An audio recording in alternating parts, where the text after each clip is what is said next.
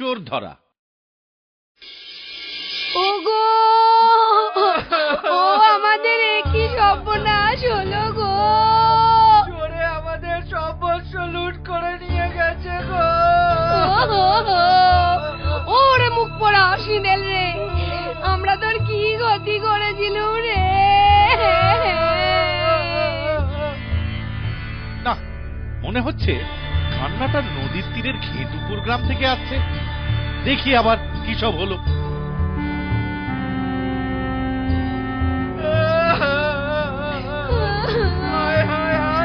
কালি ফসল বেচে হাট থেকে নগদ 10-10টা টাকা এনেছিলাম গো। মহাজনের দেনা শোধ করবো বলে, কিন্তু এখন আমার কি হবে গো। ওগো, আমরা যে সর্বশান্ত হয়ে গেলাম গো।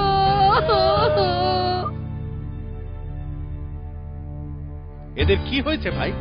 এরা এমন করে কাঁদছে কেন? কাল চোরে এদের সর্বস্ব চুরি করে নিয়ে গেছে। সে কি? কখন? আপনাকে তো লোকে বুদ্ধিমান বলে, তা সে যে এত কাঁচা তা তো জানতাম না। কেন কেন? চোর তো রাতেই আসে বলে শুনেছি। দিনের বেলায় চোরের দর্শন আজ পর্যন্ত কেউ কি পেয়েছে? না, মানে বলছিলাম যে চোর এসেছে কিভাবে? ওই যে কর্তা, ওই উপর দিয়ে চালার ঘর সরিয়ে। কি সর্বনাশ হলো গো। ভাত খাবার একটা থালা পর্যন্ত রেখে যায়নি গো। বাহ, তাহলে খুব মজা তো। আমরা কি সুন্দর কলা পাতা কেটে কেটে গরম গরম মাছের ঝোল আর ভাত খাবো। কি সুন্দর চড়ুই ভাতি মনে হবে। যা দারুণ মজা হবে না? চুপ থাক, মুখ পোড়া। বলি, মাছের ঝোল খেতে গেলে তো আগে পয়সা দিয়ে মাছ কিনতে হবে। কিন্তু হাতে একটা পয়সা নেই যে ঘরামিকে দিয়ে চাল ঠিক করাবো। সেখানে আমরা মাছ পাবো কোথায় গো? এই যে দেখছি চিল্লে চিল্লে মাথা একেবারে ধরিয়ে দিল। ঠিক আছে ঠিক আছে, দেখছি মহারাজকে বলে যদি তোমাদের কিছু সুরাহা করতে পারি।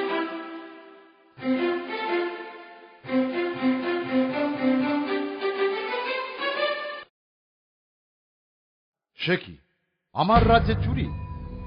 এর কিছু একটা ব্যবস্থা তো করতেই হবে। চোর ধরতে পারলে কি করবেন মহারাজ? হাতে নাতে চোরকে যদি ধরা যায় তবে সোজা শুলদণ্ড, না হলে কারাগারে নিক্ষেপ।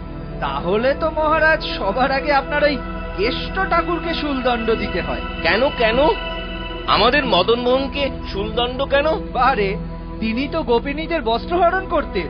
সেনাপতি মশাই, এখানে দুর্যোধনের উরুভঙ্গ পালা হচ্ছে না, চুরির কথা হচ্ছে।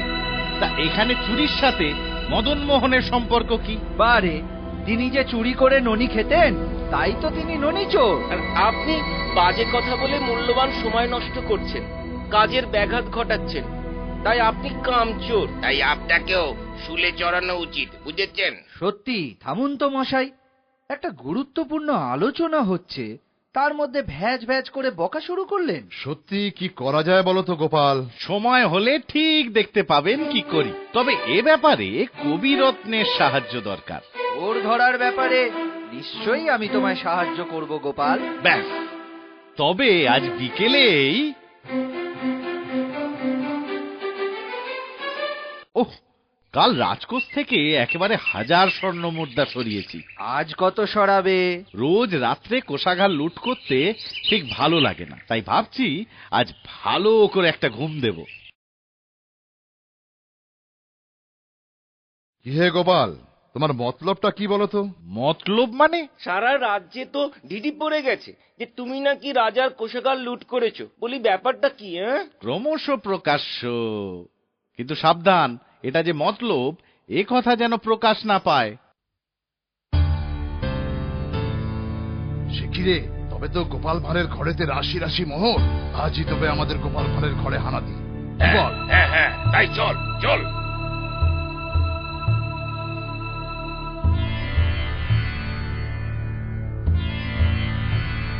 এই, তুইও আয়। ওগো, টালির চালে কেমন আওয়াজ হচ্ছে গো। মনে হচ্ছে চোর এসেছে। যা যা শিখিয়েছি সব মনে আছে তো? হ্যাঁ। তবে শুরু করো। হ্যাঁ গা। তুমি রোজ এত এত মোহর কোথা থেকে পাও গো? কোষাঘাট থেকে চুরি করি। হ্যাঁ, চুরি করো? যদি ধরা পড়ো তবে আমার কি হবে গো? চুপ চুপ, আস্তে, কেউ শুনতে পাবে। শুনতে পাবে? আর দুদিন পর যখন ধরা পড়বে তখন কি হবে? তোরা আমি কোনোদিনই পড়বো না। কেন কেন?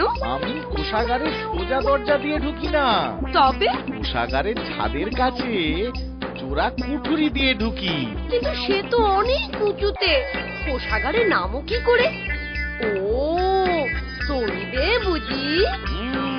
দড়িবে, কিন্তু যা তা দড়ি নয়, মন্ত্রপুত দড়ি। মন্ত্রপুত দড়ি? সে আবার কেমন দড়ি গো? আমি এমন এক মন্ত্র জানি যার দ্বারা চাঁদের জ্যোৎস্না এক অদৃশ্য দড়িতে পরিণত হয়, আর সেই দড়িবে আমি নামি, আবার সেই দড়িবে উঠি। মন্ত্রটা কি গো? কাউকে বলবে না বলো। এই, আমি তোমার গা ছুঁয়ে প্রতিজ্ঞা করছি, আমি কাউকে বলবো না। এবার বলো। বেশ, শোনো তবে। চাঁদের জ্যোৎস্না হিং টিং ছট, দড়ি হয়ে যাও চটপট চটপট। তবে চলো, সোজা রাজার কোষাগারেই যাই। কিন্তু এত বড় প্রাসাদে কোষাগার কোথায় আছে তাই তো জানি না রে। আরে আমি তো জানি। তবে আর দেরি নয়, শিগগিরই চ। ও, কত ধনরত্ন! এবার মন্ত্রটা পড়ি। চাঁদের জ্যোৎস্না হিং টিং ছট, দড়ি হয়ে যাও চটপট চটপট। কি হলো, কি হলো? হ্যাঁ, পড়ে গেলে নাকি? এই দাঁড়াও দাঁড়াও, আমি যাচ্ছি। বাবা গো! কি ব্যাপার বলতো? কই চাঁদের আলো দড়ি হলো না তো? বোধহয় আমরা মুখ্য মানুষ, উচ্চারণে ভুল হয়েছিল। এখন কি হবে? আমরা তো একেবারে আটকা পড়ে গেলুম রে। কি আবার হবে? নির্ঘাত মৃত্যুদণ্ড।